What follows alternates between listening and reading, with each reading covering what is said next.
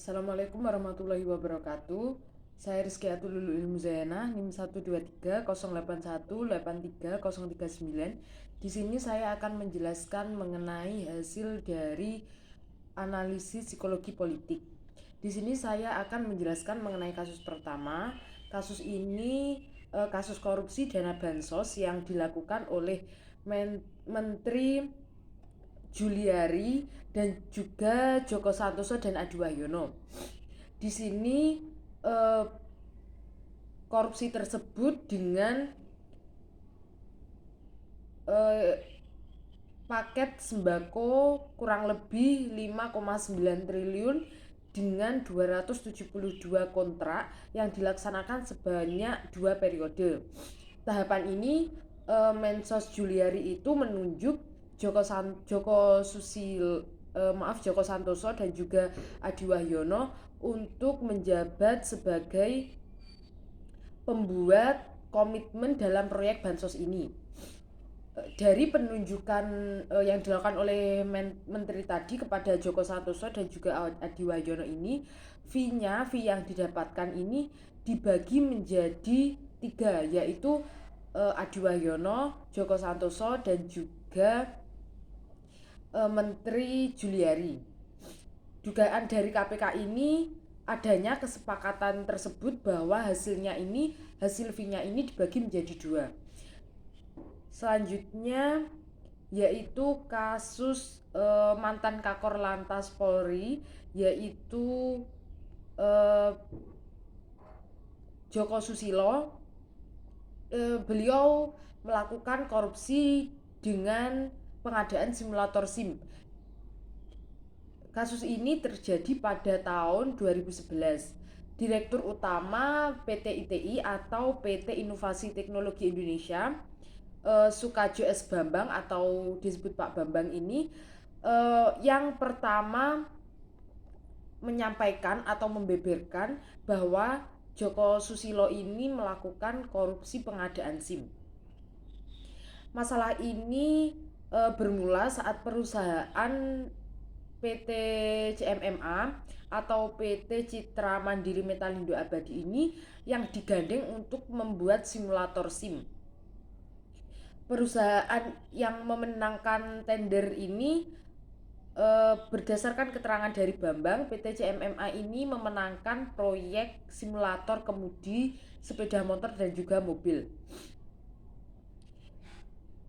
dengan 196,87 miliar. Pertengahan Juni tahun 2011, Bambang dilaporkan ke polisi oleh PT CMMI karena dituduh gagal memenuhi target proyek. Sejak awal Bambang memang sudah mengatakan bahwa beliau ini tidak sanggup untuk memenuhi proyeknya. Selanjutnya yaitu analisis kasus. Analisis kasus yang pertama, korupsi yang dilakukan oleh Menteri Juliari, Joko Santoso dan juga Adi Wahyono ini merupakan tindakan aksi atau perilaku. Jadi kejadian korupsi tersebut yang dilakukan oleh Joko Santoso yang menjabat sebagai pejabat. Pembuat keputusan tersebut disebabkan karena adanya malah sosial. Jadi adanya perilaku yang tidak sesuai dengan norma sosial, penghargaan diri atau self esteem dan juga gaya hidupnya.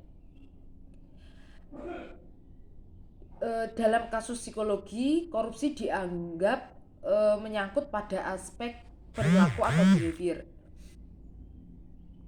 Korup ini terjadi karena adanya faktor perilaku hidup yang konsumerisme.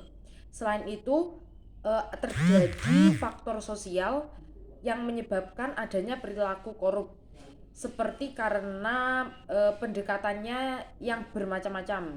Contohnya pendekatan sosial budaya, pendekatan agama, pendekatan hukum, dan juga politik.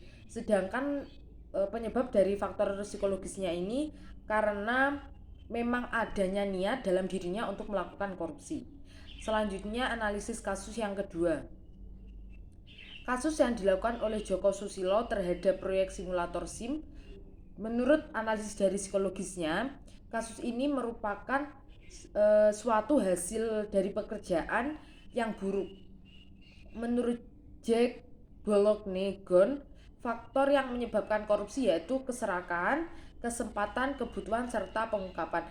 Jadi korupsi di sini ini dilakukan karena adanya faktor dari kesempatan, kebutuhan, keserakahan, dan juga pengungkapan. Sedangkan menurut teori Maslow, hierarki kebutuhan manusia digambarkan melalui piramida terbalik. Jadi semakin tinggi hierarki maka semakin kecil keseharusan yang harus dipenuhi. Dan begitu juga sebaliknya. Setelah kebutuhan dari diri seseorang tersebut dipenuhi, maka kebutuhan seseorang akan meningkat kepada kebutuhan penghargaan diri, yaitu adanya keinginan untuk dihargai, menginginkan untuk berperilaku terpuji, demokratis, dan sebagainya.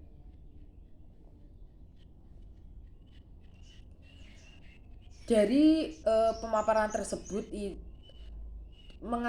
akibat dari perilaku korupsi ini salah satunya karena adanya obsesi yang terdapat pada diri seseorang tersebut yang tinggi, sehingga beliau berkeinginan atau mengharuskan dirinya untuk memenuhi kebutuhannya. Terima kasih. Wassalamualaikum warahmatullahi wabarakatuh.